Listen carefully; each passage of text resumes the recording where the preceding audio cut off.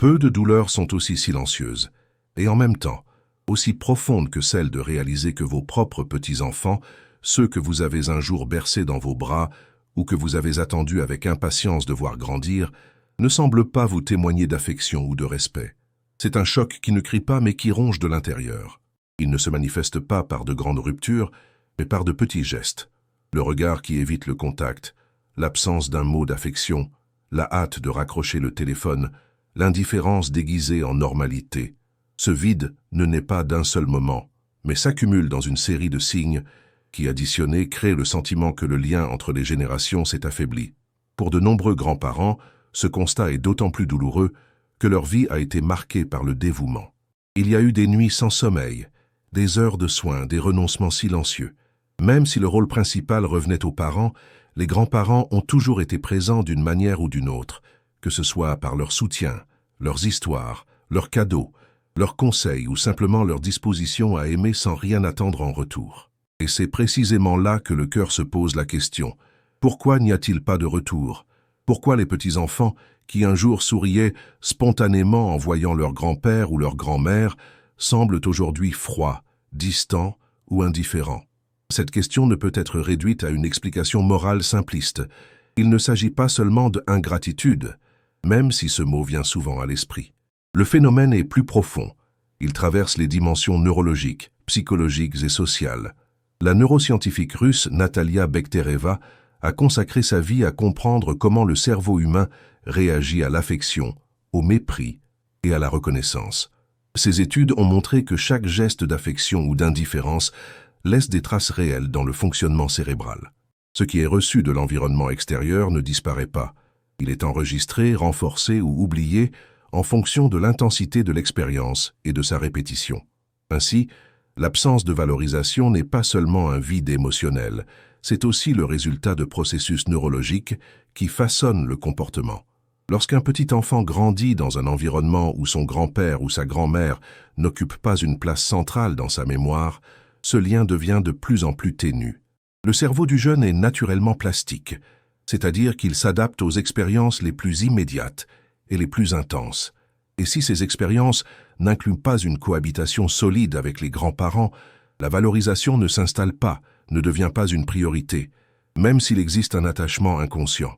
Dans le même temps, Bektereva soulignait que le mépris ou l'indifférence ne sont pas neutres. Le cerveau de la personne âgée enregistre également chaque signe d'éloignement. La douleur qui surgit dans ces moments-là n'est pas seulement subjective, elle active des zones liées au sentiment de perte et d'exclusion, provoquant un impact réel sur le bien-être. Cela explique pourquoi de nombreux grands-parents font état d'une fatigue émotionnelle lorsqu'ils se rendent compte qu'on ne se souvient pas d'eux ou qu'on ne les valorise pas. Le corps ressent ce que l'âme pressent déjà. Le lien entre les générations s'est affaibli. La question qui se pose est la suivante. Pourquoi cela se produit-il? Pourquoi, dans tant de familles, la figure des grands-parents a-t-elle perdu de son importance, même dans des sociétés qui proclament encore le respect des aînés? Les réponses ne sont pas uniques, mais convergent vers une réalité complexe. Elles impliquent la rupture de la mémoire familiale, l'avalanche d'influences extérieures, l'inversion des rôles émotionnels, la perte de l'autorité symbolique, la négligence des petits gestes d'affection, les tensions héritées des relations familiales et l'oubli que tout lien a besoin de réciprocité. Ces 7 facteurs, pris ensemble, expliquent en profondeur pourquoi les petits-enfants n'apprécient souvent pas à leur juste valeur ceux qui leur ont tant donné. En comprenant ce processus à la lumière des découvertes de Natalia Bektereva, il est possible non seulement de voir la racine du problème, mais aussi de transformer la douleur en conscience. Et la conscience, comme nous le verrons, est la première étape pour retrouver la dignité qu'aucune indifférence ne peut voler. La mémoire d'une famille ne se préserve pas toute seule. Elle n'est pas conservée dans un coffre-fort intact, mais reste vivante uniquement lorsqu'elle est répétée, racontée et partagée entre les générations. Natalia Bektereva a démontré dans ses recherches que le cerveau humain organise les souvenirs en fonction de la fréquence et de l'intensité des expériences. Ce qui se répète gagne de l'espace. Ce qui disparaît du quotidien se dissout lentement. Cette loi neurologique s'applique également aux liens familiaux. Sans cohabitation, la présence des grands-parents devient vague, presque une ombre, occupant une place secondaire dans la vie émotionnelle de leurs petits-enfants.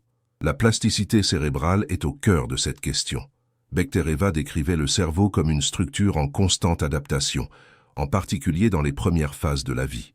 Ce qui est vécu avec intensité, que ce soit à la maison, à l'école ou dans les environnements numériques, devient prioritaire. Les réseaux de neurones se renforcent autour de ce qui est le plus présent, et c'est là que réside le cœur du problème. Lorsque la figure des grands-parents n'apparaît pas de manière récurrente dans la vie quotidienne, elle ne s'inscrit pas dans la carte émotionnelle du jeune. L'absence de répétition crée un vide. Prenons une scène simple. Un grand-père qui raconte des histoires tous les soirs à son petit-fils. Même si les histoires sont courtes, même si elles sont répétitives, le cerveau de l'enfant enregistre ce contact comme une expérience significative. Le ton de la voix, les gestes des mains, l'environnement partagé créent un souvenir profond. Cette mémoire, renforcée au fil du temps, se transforme en lien. Mais lorsque ces rencontres sont rares, voire inexistantes, le processus est inverse. Le grand-père ou la grand-mère ne sont plus que des figures lointaines, qui apparaissent lors d'occasions spéciales ou sur des photos, mais qui n'occupent pas de place dans le présent du jeune. Bechtereva montrait que, pour le cerveau, ce qui n'est pas vécu perd de sa force. La mémoire collective de la famille doit être constamment alimentée. C'est dans les conversations à table, les visites inattendues, les histoires répétées 1000 fois que se tisse la continuité. Lorsque cette transmission s'interrompt, les jeunes grandissent sans intégrer la présence de leurs grands-parents comme partie essentielle de leur identité. C'est comme si toute une bibliothèque était fermée, alors qu'ils cherchent des informations dans des étagères vides ou en dehors de la famille. Il en résulte une sorte d'abstraction émotionnelle. Le grand-père ou la grand-mère cessent d'être des personnes concrètes pour devenir presque des personnages secondaires.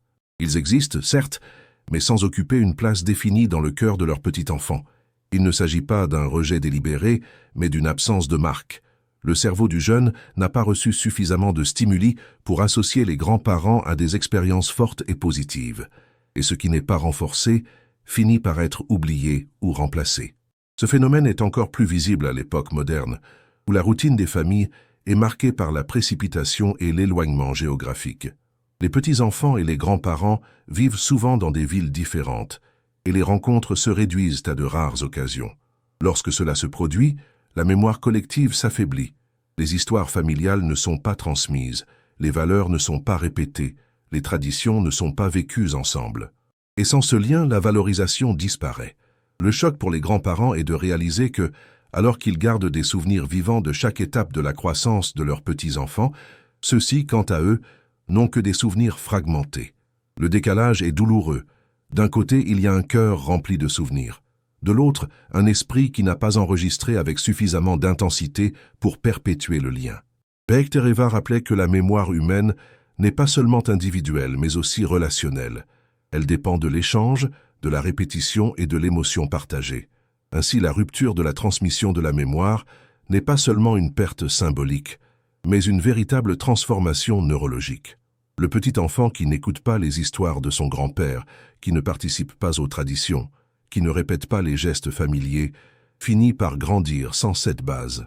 Pour lui, le grand-père ou la grand-mère deviennent presque une idée abstraite, quelqu'un dont on entend parler, mais qui n'occupe pas une place affective importante. Cette réalité explique pourquoi tant de personnes âgées ont le sentiment de ne pas être valorisées. Il ne s'agit pas seulement d'indifférence, mais de l'absence d'un processus fondamental de renforcement de la mémoire. Sans répétition et sans contact, le lien se dissout. Et c'est là que la neuroscience de Bechtereva nous met en garde. Si nous voulons préserver la dignité des liens entre les générations, nous devons cultiver la présence. Sans elle, la mémoire collective se fragmente, et avec elle disparaît également la reconnaissance qui devrait être naturelle entre grands-parents et petits-enfants. Si vous aimez ce genre de réflexion, abonnez-vous à la chaîne et activez les notifications pour ne manquer aucune vidéo. Le cerveau humain, en particulier chez les jeunes, est un territoire en constante construction.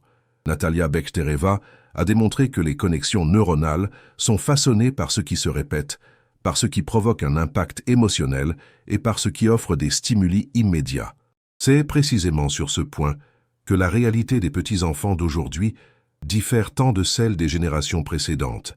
Ils vivent immergés dans un monde numérique, saturé d'informations, d'images et de récompenses instantanées. Cet environnement extérieur ne fait pas seulement concurrence à la mémoire familiale, il la remplace souvent. Ce qui était autrefois construit lors de conversations à table, de visites fréquentes et d'histoires transmises de génération en génération, est aujourd'hui éclipsé par un flux incessant de notifications, de courtes vidéos et de messages qui exigent une attention constante. Le système nerveux des jeunes est bombardé de stimuli qui activent des zones liées à la récompense rapide, comme le noyau accumbens.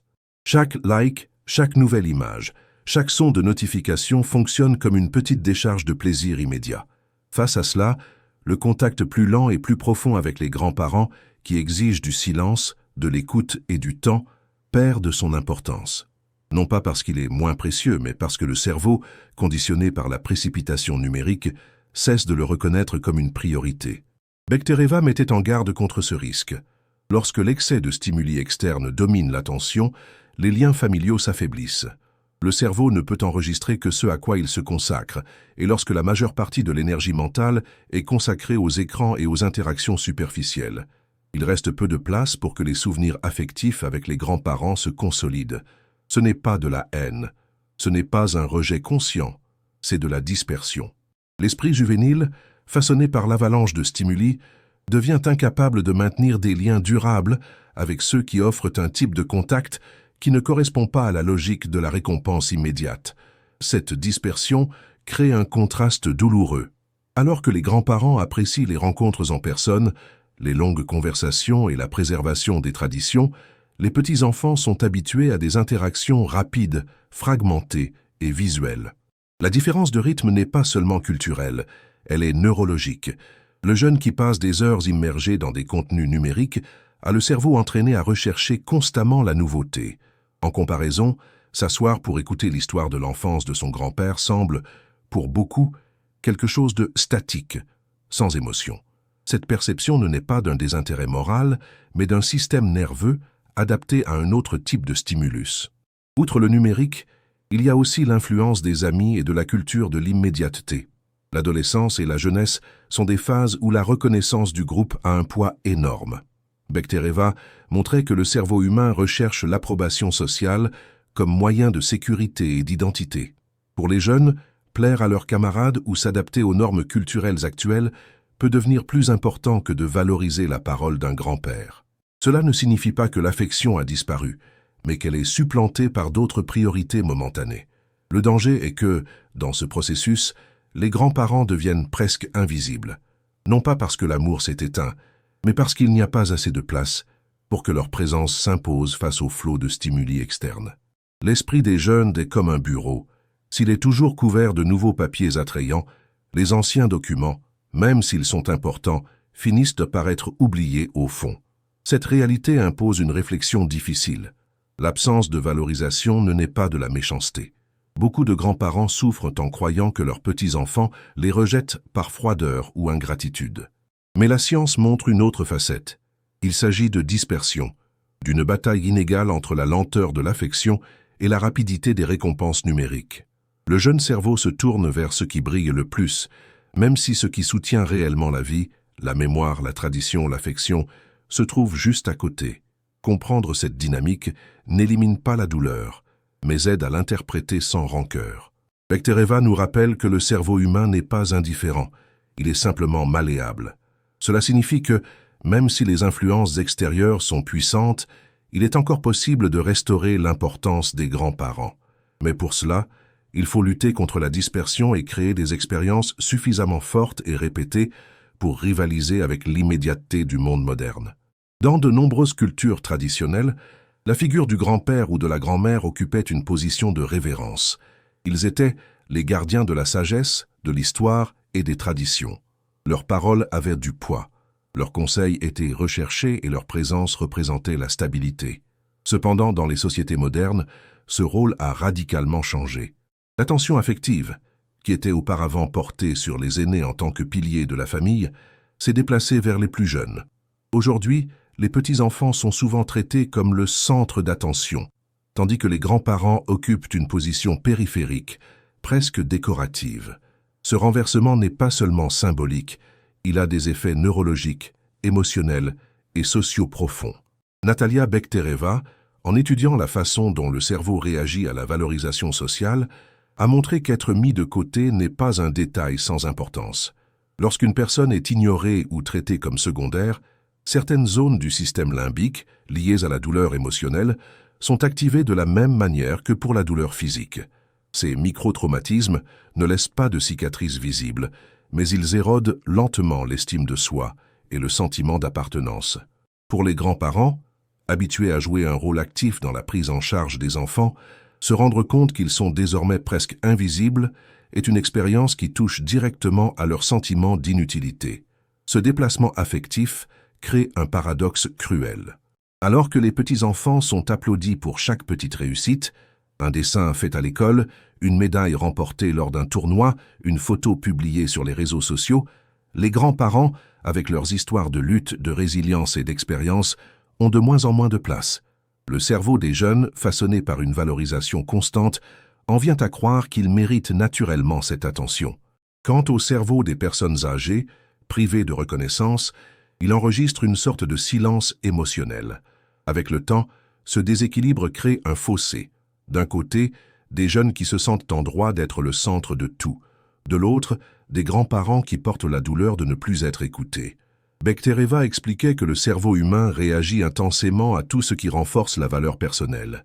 Lorsqu'une personne est valorisée, les neurotransmetteurs tels que la dopamine et la sérotonine augmentent, apportant un sentiment de bien-être. Mais lorsque le contraire se produit, lorsque la personne est mise de côté, ces mêmes neurotransmetteurs diminuent, générant tristesse, apathie et même des symptômes dépressifs. Cela aide à comprendre pourquoi tant de personnes âgées déclarent se sentir invisibles ou rejetées au sein de leur propre famille. L'inversion des rôles émotionnels n'est pas seulement un changement culturel. Elle a un impact réel sur l'équilibre psychologique et biologique. Pour les petits-enfants, cette inversion peut générer une forme inconsciente d'ingratitude. Non pas parce qu'ils méprisent délibérément leurs grands-parents, mais parce qu'ils ont été élevés dans une logique où l'affection leur est donnée, et non pas donnée par eux. Si toute l'attention se concentre sur les plus jeunes, ils développent l'idée qu'ils n'ont pas besoin de rendre l'appareil, mais seulement de recevoir. Cette habitude, renforcée au fil des ans, devient presque automatique. Il en résulte une jeunesse qui se considère comme protagoniste et une vieillesse reléguée au rôle de spectatrice. Le sentiment d'inutilité que ressentent de nombreux grands-parents naît de ce processus. Il ne s'agit pas seulement de ne pas être écouté, mais de ne plus être considéré comme essentiel. Bektereva rappelait que le cerveau humain, à tout âge, recherche un sens. Lorsque ce sens est nié, lorsque la contribution n'est pas reconnue, un vide dangereux s'installe. La personne âgée commence à croire qu'elle n'a plus sa place, que son temps est révolu, que sa présence est tolérée et non célébrée. C'est l'une des douleurs les plus aiguës de la vieillesse, se sentir déplacé au sein de sa propre famille. Au fond, cette inversion des rôles émotionnels montre comment la culture de l'immédiateté valorise le nouveau et rejette le ancien. Mais, neurologiquement, l'ancien ne disparaît pas. Le cerveau garde les traces du mépris, de l'exclusion et de l'indifférence. Chaque geste d'inattention se transforme en souvenir, et chaque souvenir mine un peu plus la vitalité de la personne âgée. Ce qui pourrait être un cycle de transmission de la sagesse se transforme en un cycle d'oubli. Ainsi, comprendre cette inversion ne signifie pas l'accepter comme inévitable. Il faut reconnaître le mécanisme. Lorsque les petits-enfants sont placés au centre et les grands-parents en marge, les deux parties sont perdantes. Les jeunes grandissent sans référence solide, croyant que tout tourne autour d'eux. Les personnes âgées perdent le sens de la continuité et la reconnaissance qui les soutiendrait. Bektereva nous rappelle, à travers les neurosciences, que la valorisation n'est pas seulement culturelle, mais aussi biologique.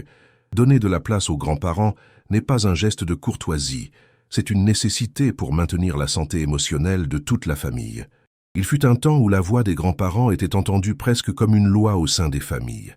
Leurs paroles n'étaient pas seulement des conseils, elles constituaient une référence incontestable, fruit d'années d'expérience, de surmonter des difficultés et de transmission des traditions. Cette place d'honneur était soutenue par une culture qui reconnaissait la valeur du passé et par la cohabitation quotidienne qui renforçait les liens entre les générations. Mais dans les sociétés modernes, ce rôle s'est affaibli. Aujourd'hui, l'information, les connaissances et même les conseils proviennent d'autres sources, des écrans, des experts anonymes sur Internet, des influenceurs numériques et des camarades de classe. Ce qui était autrefois transmis par le grand-père ou la grand-mère est désormais accessible en un clic. Natalia Bektereva expliquait que l'autorité ne naît pas seulement de l'expérience en soi, mais de la reconnaissance neurologique de la confiance et de la répétition. En d'autres termes, pour qu'une personne soit perçue comme une autorité, il ne suffit pas d'avoir de la sagesse. Il faut être présent en permanence, transmettre cette sagesse dans des situations réelles de cohabitation. Le cerveau enregistre la confiance lorsqu'il y a des contacts fréquents, lorsque les conseils se répètent, lorsque l'expérience s'avère utile d'un point de vue pratique. Sans cette répétition, le circuit de la confiance ne se consolide pas. Le résultat est simple et douloureux. Les jeunes cessent de considérer leurs grands-parents comme une référence, non par rejet, mais par manque de cohabitation suffisante pour établir ce lien d'autorité. Cette perte d'autorité symbolique ne doit pas être confondue avec un manque de respect conscient. Dans de nombreux cas, les petits-enfants aiment même leurs grands-parents, mais ne les considèrent pas comme une source de réponse. Lorsqu'ils ont besoin de conseils, ils se tournent vers Internet. Lorsqu'ils veulent apprendre quelque chose de nouveau, ils ont recours à des tutoriels. Lorsqu'ils veulent comprendre le monde, ils écoutent leurs camarades ou s'imprègnent de la culture numérique. Le grand-père, qui était autrefois la bibliothèque vivante de la famille, est considéré comme une figure affectueuse, mais pas comme un guide. Ce déplacement est silencieux, mais profond. Il ronge le lien entre les générations et fragilise la perception de la valeur qui devrait accompagner la vieillesse. Bektereva rappelait que l'esprit humain est façonné par des symboles. Celui qui occupe la place d'autorité devient un pilier dans la formation psychique. Lorsque les grands-parents perdent cet espace symbolique, ce n'est pas seulement un lien familial qui se rompt, c'est un archétype qui se dissout. Le sage de la famille cesse d'exister dans l'imaginaire des jeunes, remplacé par des figures extérieures qui connaissent peu la réalité concrète de cette famille. Ce vide symbolique explique pourquoi tant de personnes âgées ont le sentiment que leur voix n'est plus entendue, même lorsqu'elles tentent de donner des conseils. L'impact de cette déconnexion ne touche pas seulement les grands-parents. Les petits-enfants, en perdant la référence de l'expérience accumulée, deviennent plus vulnérables aux erreurs déjà connues et répètent des chemins qui auraient pu être évités s'ils avaient écouté la voix de la tradition. Sans cette autorité symbolique, chaque génération est contrainte de repartir de zéro, ignorant les enseignements qui pourraient lui servir de boussole. C'est comme si la sagesse accumulée était mise au rebut, obligeant les plus jeunes à redécouvrir par eux-mêmes ce qui était déjà disponible au sein même de leur foyer. La déconnexion symbolique crée également des blessures invisibles dans l'estime de soi des personnes âgées. Lorsqu'ils se rendent compte que leur voix n'est plus entendue, de nombreux grands-parents se taisent. Ce silence, cependant, n'est pas synonyme de paix, c'est de la résignation. Bektereva a montré que le cerveau réagit négativement lorsque la contribution d'une personne n'est pas reconnue. L'absence de valorisation entraîne une baisse de la motivation, nuit à l'équilibre émotionnel et peut même accélérer le vieillissement cognitif. La perte d'autorité symbolique n'est pas seulement un changement culturel, c'est aussi un risque pour la santé mentale et neurologique des personnes âgées. La clé pour comprendre ce processus réside dans le fait que les symboles doivent être cultivés. L'autorité ne se maintient pas toute seule, elle dépend de la pratique de la coexistence et de la reconnaissance continue. Lorsque les rencontres entre grands-parents et petits-enfants deviennent rares, lorsque les histoires ne sont plus racontées, lorsque les conseils ne sont plus sollicités, le cerveau des jeunes cesse tout simplement d'associer les grands-parents à l'idée de guide ou de référence. Il n'en résulte pas un mépris conscient, mais une déconnexion symbolique, une rupture silencieuse qui affaiblit la dignité des aînés. Il est donc essentiel de comprendre cette perte afin de ne pas l'interpréter uniquement comme de l'ingratitude. Ce qui est en jeu, ce n'est pas l'absence d'amour, mais la transformation d'un rôle qui a toujours été central et qui est désormais relégué à la marge. Bektereva nous rappelle que restaurer cette autorité exige plus que d'exiger le respect. Cela exige de la présence, de la répétition, de la reconnaissance. Sans ces éléments, le cerveau des jeunes continuera à chercher des références en dehors de la famille, et les grands-parents continueront à ressentir le vide de ne plus être considérés comme des piliers. Il existe une illusion courante, croire que les liens familiaux se maintiennent d'eux-mêmes, simplement parce que le sang les soutient. Mais les neurosciences montrent une autre réalité. Natalia Bektereva démontrait que le cerveau humain a besoin de stimuli réguliers pour consolider les relations. Ces stimuli n'ont pas besoin d'être spectaculaires. En fait, ce sont les petits gestes, un sourire, une étreinte, un coup de téléphone, un regard de reconnaissance qui alimentent le circuit de l'affectivité et maintiennent le sentiment d'appartenance. Lorsque ces gestes minimes sont négligés, le lien commence à s'affaiblir silencieusement. Bechtereва soulignait que le système limbique, responsable des émotions, fonctionne comme un radar qui capte en permanence des signaux d'acceptation ou de rejet. Un mot affectueux peut activer des zones cérébrales liées au plaisir et à la sécurité émotionnelle. De même, l'absence d'affection laisse des vides interprétés par le cerveau comme de l'indifférence. Le détail le plus important est que le cerveau ne fait pas la différence entre les grandes déclarations et les petits gestes. Pour lui, ce qui compte, c'est la fréquence et la répétition. Un simple « Comment vas-tu » répété avec sincérité peut valoir plus qu'un cadeau coûteux offert une fois par an. Cependant, dans de nombreuses familles, les contacts entre petits-enfants et grands-parents se limitent aux occasions formelles. Les petits gestes d'affection, qui devraient être naturels et constants, deviennent rares, voire inexistants. Cette négligence ne naît pas de la haine, mais de la distraction et de priorités déplacées. Le petit enfant, habitué au rythme effréné du monde moderne, ne se rend souvent pas compte que son absence de mots et d'attitude crée un vide profond dans le cœur de son grand-père ou de sa grand-mère. Ce vide, comme l'a démontré Bechtereva, n'est pas seulement émotionnel.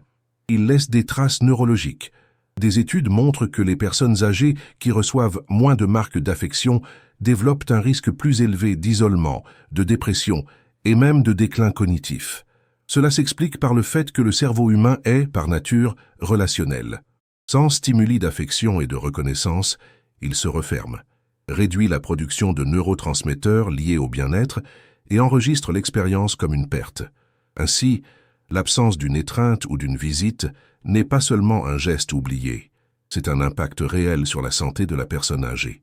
Du point de vue des petits-enfants, cette négligence crée une forme d'indifférence automatisée. Sans apprendre à cultiver des gestes simples, ils ne développent pas la capacité de rendre l'affection. Le cerveau juvénile, façonné par l'immédiateté et les récompenses rapides de l'environnement extérieur, ne perçoit pas l'importance de quelque chose d'apparemment insignifiant. Mais au niveau inconscient, la répétition de gestes minimes est ce qui structure les liens durables. Lorsque ces gestes font défaut, la relation devient fragile, sujette à des ruptures et à des distances émotionnelles. La négligence de l'affection minimale alimente également le sentiment d'ingratitude. Le grand-père ou la grand-mère, qui gardent en eux des décennies de dévouement et de souvenirs, attendent au moins un signe de reconnaissance. Lorsque ce signe ne vient pas, naît le sentiment que tout l'investissement affectif a été vain. Bechtereva rappelait que la mémoire émotionnelle est sélective. Elle enregistre plus fortement les moments de joie que ceux de douleur. C'est pourquoi un geste d'affection oublié peut faire plus mal que la présence d'une grande fête, précisément parce que le cerveau humain aspire au quotidien et non à l'extraordinaire. Il faut donc comprendre que l'estime entre grands-parents et petits-enfants ne peut se maintenir sans la pratique constante de petits gestes. L'absence d'un minimum d'affection laisse place à des interprétations douloureuses. Ils ne se soucient pas de moi. Je suis invisible. Je ne fais plus partie de leur vie. Ces phrases, si courantes chez les personnes âgées, ne sont pas le fruit d'une exagération, mais de la façon dont le cerveau interprète le manque d'affection. Le message de Bechtereva est clair. Préserver la dignité des liens ne nécessite pas de grandes démonstrations, mais la répétition de signes simples et constants. Un appel de quelques minutes, une étreinte chaleureuse, un regard attentif. Chacun de ces gestes nourrit le cerveau de la certitude qu'il y a un sentiment d'appartenance. Sans eux, la relation s'éteint, non pas par une rupture explicite, mais par une érosion silencieuse. Ainsi, comprendre la négligence de l'affection minimale, c'est reconnaître que l'amour a besoin de preuves, même minimes. Le cerveau humain ne vit pas d'intentions non exprimées. Il se nourrit de ce qui est vu, entendu et ressenti. Lorsque les petits-enfants l'oublient, l'estime disparaît, non pas parce qu'il n'y a pas d'amour, mais parce que cet amour n'a jamais été traduit en signes que le cerveau puisse enregistrer. Le manque d'estime des petits-enfants ne résulte pas toujours d'un choix conscient. Souvent, la distance est le fruit d'un environnement émotionnel chargé dans lequel les tensions entre parents et grands-parents s'infiltrent silencieusement dans la perception de l'enfant ou du jeune. Natalia Bechtereva a consacré une partie de ses études à montrer comment les émotions négatives dans l'environnement familial ne restent pas limitées aux adultes qui les expriment. Elles se propagent, sont absorbées par les plus jeunes et façonnent durablement leurs souvenirs émotionnels. Imaginez une scène courante. Au cours d'une conversation apparemment banale, un père remarque que sa mère est compliquée ou que son père s'immisce toujours trop. Même si cette remarque ne s'adresse pas à son petit-fils, celui-ci l'entend, l'enregistre et l'associe à l'image de ses grands-parents. Bechtereва expliquait que le cerveau des enfants et des adolescents est comme une éponge. Il capte non seulement les mots, mais aussi les intonations, les regards et les tensions implicites. Avec le temps, cette accumulation crée un contexte émotionnel qui contamine la relation. Le petit-fils n'apprécie pas son grand-père ou sa grand-mère, non pas parce qu'il le veut, mais parce qu'il a été exposé à une atmosphère qui les rend déjà suspects. Ces marques sont subtiles, mais puissantes. Les neurosciences montrent que la mémoire émotionnelle est plus résistante que la mémoire rationnelle. Cela signifie que même si un jeune ne se souvient pas des phrases exactes ou des discussions auxquelles il a assisté, son cerveau gardera le sentiment de malaise associé à la figure de ses grands-parents. Il en résulte un éloignement inconscient. Le petit enfant se sent moins enclin à se rapprocher, à écouter ou à apprécier, car une partie de lui associe déjà cette relation au conflit. Bechtereva attirait l'attention sur ce mécanisme de transmission émotionnelle invisible. Les enfants n'ont pas besoin d'entendre des critiques directes pour absorber le climat de tension. Un silence lourd, un regard impatient, une visite faite à contre-cœur, tout cela est interprété par le cerveau comme une information. Et au fil des ans, cet ensemble d'impressions se transforme en un récit inconscient. Mes grands-parents sont un problème. Ils compliquent la vie de mes parents. Il vaut mieux garder ses distances. Ce phénomène révèle comment les dynamiques familiales façonnent le comportement des nouvelles générations. Lorsque l'harmonie règne entre les parents et les grands-parents, les petits-enfants grandissent en les associant à la sécurité et au soutien. Mais lorsque l'environnement est marqué par des critiques constantes, même voilées, l'effet est corrosif. L'enfant qui dépend émotionnellement de ses parents a tendance à adopter leur point de vue comme une vérité, et ainsi, sans s'en rendre compte, il reproduit la distance, portant en lui un ressentiment qui n'est même pas le sien. Le plus douloureux pour les grands-parents est de percevoir cette distance sans en comprendre l'origine. De leur point de vue, rien ne justifiait cette froideur.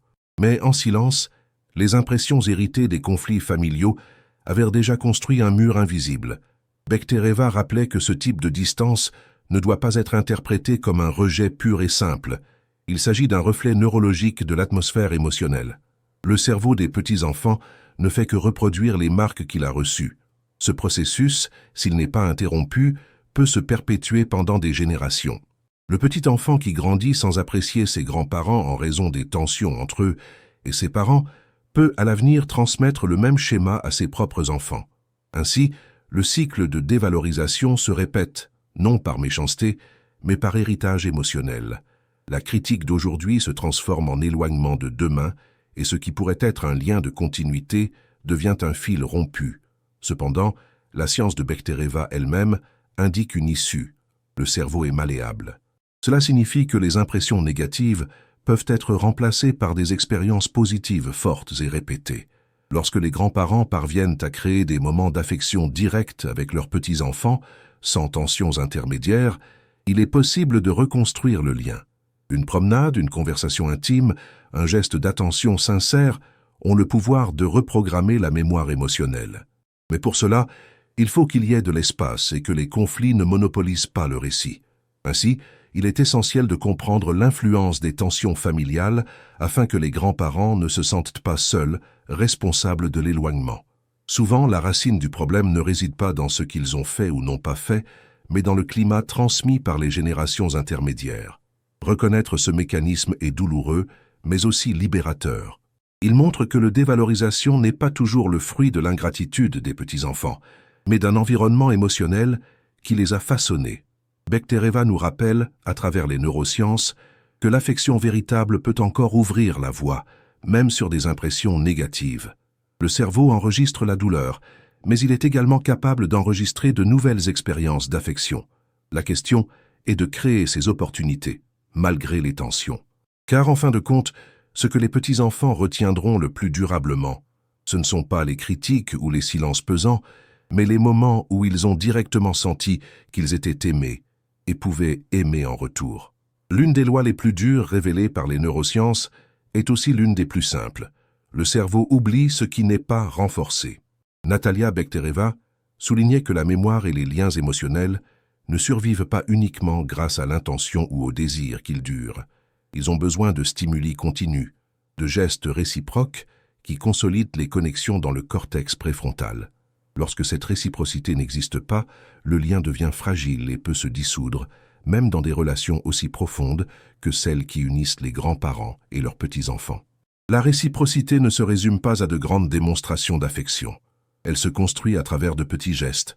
Remercier pour le déjeuner préparé, apprécier un cadeau simple, écouter attentivement une histoire répétée, montrer son respect à travers des gestes minimes.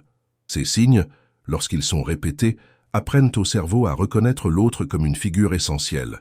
Sans eux, la relation devient unilatérale. Le grand-père ou la grand-mère offrent amour, attention et souvenirs, mais ne reçoivent en retour que silence, précipitation ou indifférence.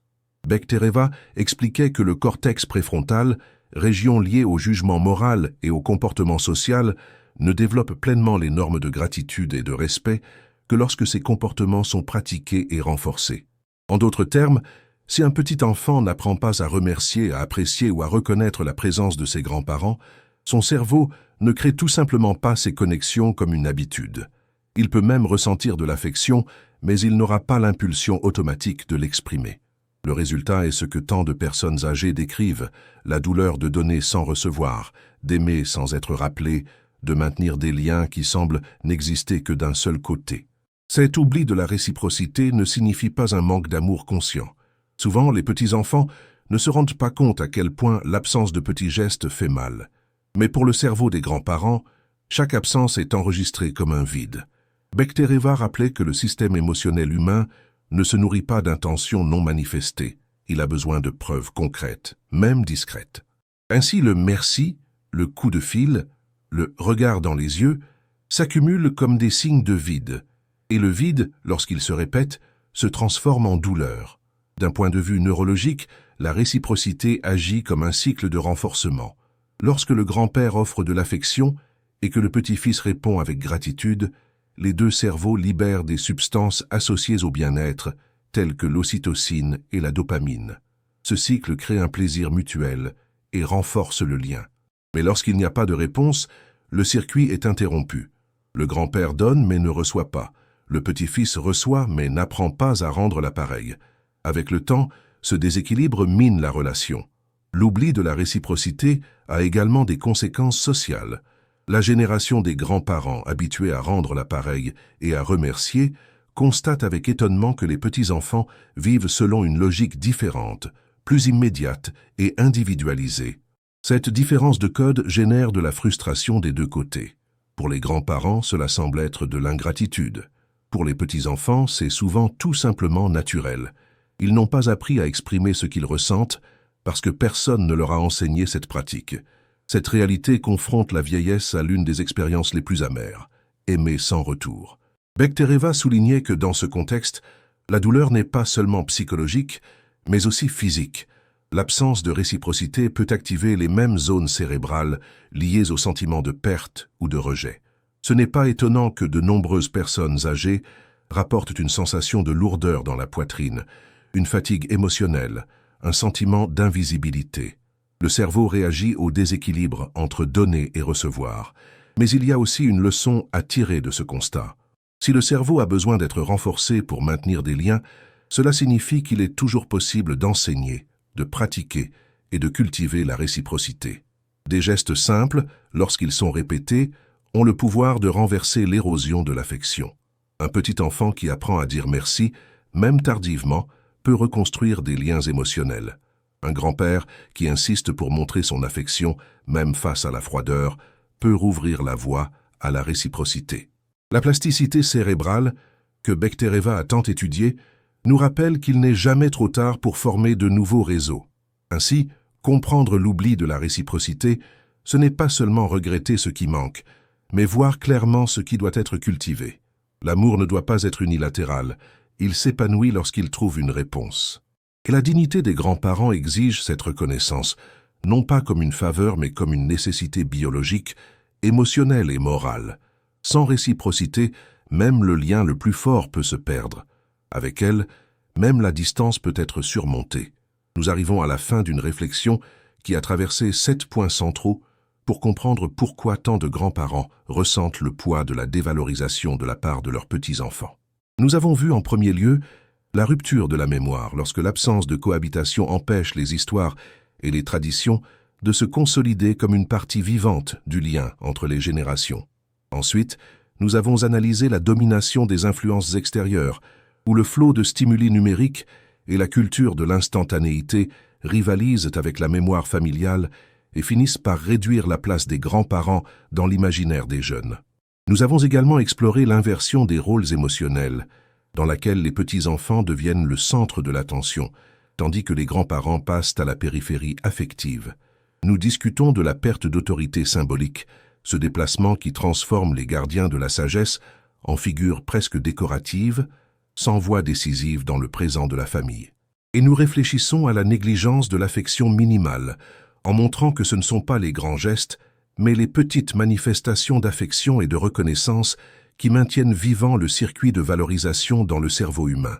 Dans la suite, nous avons vu comment les tensions familiales influencent silencieusement le regard des petits-enfants, qui héritent souvent des critiques et des ressentiments de leurs parents à l'égard de leurs grands-parents. Enfin, nous avons examiné l'oubli de la réciprocité, cette loi neurologique stricte que Natalia Bektereva soulignait tant. Ce qui n'est pas renforcé s'efface. Si le petit enfant n'apprend pas à remercier, à valoriser et à respecter, son cerveau ne fixe pas ses normes et le lien devient unilatéral. Les grands-parents donnent, mais ne reçoivent pas. Tous ces points révèlent une vérité incontournable. Le cerveau humain n'est pas indifférent au traitement qu'il reçoit. Chaque geste, qu'il soit respectueux ou irrespectueux, laisse des traces réelles. Bektereva a montré à travers ses études que l'affection renforce les connexions neuronales et génère du bien-être, tandis que l'indifférence ou le mépris active des zones liées à la douleur émotionnelle, comparables à la douleur physique. En d'autres termes, la manière dont les grands-parents sont traités n'est pas seulement symbolique, elle a un impact direct sur leur santé émotionnelle et neurologique. Et pourtant, reconnaître cette réalité ne doit pas conduire au ressentiment, mais à la prise de conscience. Il est naturel que de nombreux grands-parents ressentent de la tristesse, de la peine et même de la révolte face à la froideur de leurs petits-enfants. Mais le message le plus profond est qu'il ne s'agit pas de tout tolérer au nom de l'amour. La grand-mère ou le grand-père qui refuse d'accepter le manque de reconnaissance n'est pas dur, mais lucide. Préserver sa dignité, ce n'est pas rejeter ses petits-enfants, mais enseigner par son propre exemple que le véritable amour ne se confond jamais avec la soumission. C'est peut-être là le plus grand héritage qu'une personne âgée puisse laisser. La preuve vivante que l'affection n'est authentique que lorsqu'elle est réciproque, lorsqu'elle respecte la dignité de chacun. En refusant le rôle de figure invisible, le grand-père ou la grand-mère enseigne aux plus jeunes que l'amour exige de la reconnaissance. Et en même temps, il montre que la dignité personnelle n'est pas négociable, même face à l'inattention ou à l'indifférence. Ainsi, l'héritage final ne réside pas seulement dans les histoires racontées, les traditions transmises ou les cadeaux offerts tout au long de la vie. Il réside avant tout dans l'attitude de ceux qui gardent la tête haute, même lorsqu'ils ne sont pas valorisés comme ils le devraient.